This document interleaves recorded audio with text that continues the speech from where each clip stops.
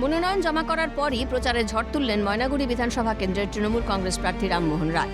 শুক্রবার মাধবডাঙ্গা এলাকায় প্রচার সারলেন তিনি। এদিন মিছিল করে মহিলারা শাসক দলের প্রার্থীকে নিয়ে গেলেন প্রতি বাড়িতে।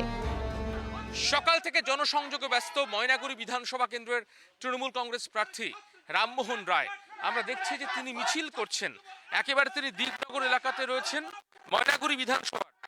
আমরা দেখতে পাচ্ছি এই মুহূর্তে প্রচুর পরিমাণে মহিলারা তারা কিন্তু এই মিছিলে সামিল হয়েছেন এবং এই মিছিলে সামিল হয়ে এই মুহূর্তে মহিলারা তারা স্লোগান দিচ্ছেন।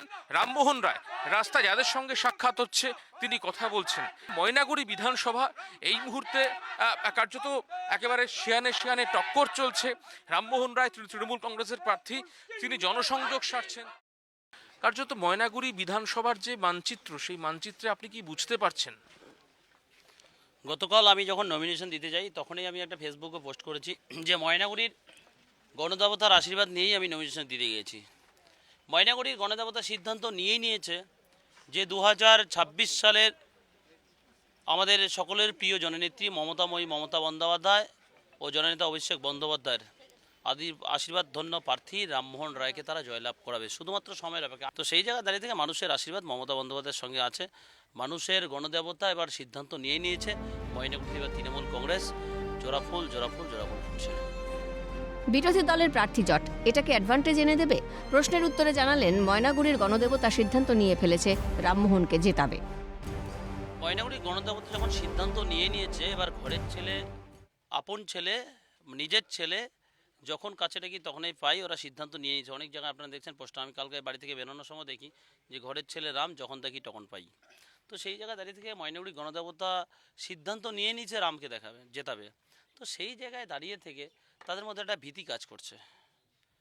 একবার তাদের রাজ্য নেতৃত্ব ভাবছে একে দিলে হয়তো ফাইট করতে পারবে, আরেকজন ভাবছে একে দিলে হয়তো ফাইট করতে পারবে।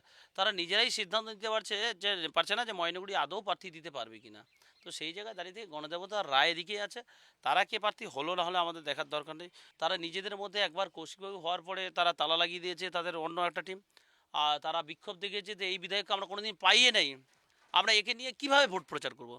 আবার গতকাল আরেক প্রার্থীর নাম ঘোষণা হয়েছে, তারপর নাম ঘোষণা হওয়ার পরে এলাকার মানুষ আবার বলছে যে একে কোনোদিন আমরা দেখলামই না, তো একে প্রার্থী করলে আমরা ভোট কীভাবে কানেকশন করি? এ তো মানুষের কাজেই লাগে না। ভোটারদের সঙ্গে কুশল বিনিময় করলেন রামমোহন। প্রবীণদের প্রণাম করে আশীর্বাদ চাইলেন। জয়ের বিষয়ে আশাবাদী তিনি।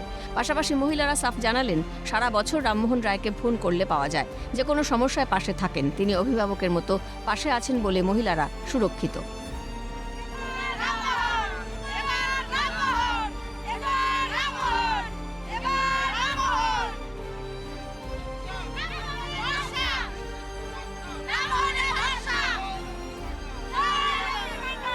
শুধুমাত্র ভোট বলে না, আমাদের রামদা আমাদের সব সময় আমাদের পাশে থাকে। আমরা রাত বেরাত যখনই যেখানে যাই, যদি বিপদে পড়ি দাদাকে ফোন করলে দাদা এক কোথায় হাজির হয়ে যায়। আর রাতের বেলায় যদি আমরা কোথাও বের হই তো দাদার জন্যই আমরা সুরক্ষিত। রামমোহন রায় আমাদের অভিভাবক হিসেবে এবং একজন এমনি সাধারণ ভোটার হিসেবে আগেও ছিল যখন, তখনও আমরা সুরক্ষিত। এখন যে প্রার্থী হিসেবে এখনও আমরা খুব খুশি এবং আনন্দিত। আগে নারীরা যখন রাত বেরোতে কোনো বিপদে পড়ি, রামদাকে একবারে আমরা পাই এবং রামদাকে পেয়ে আমরা খুবই উপকৃত। কারণ রামদাকে আমরা যদি অভিভাবকভাবে পাই তাহলে আমরা খুবই সুরক্ষিত নারীরা।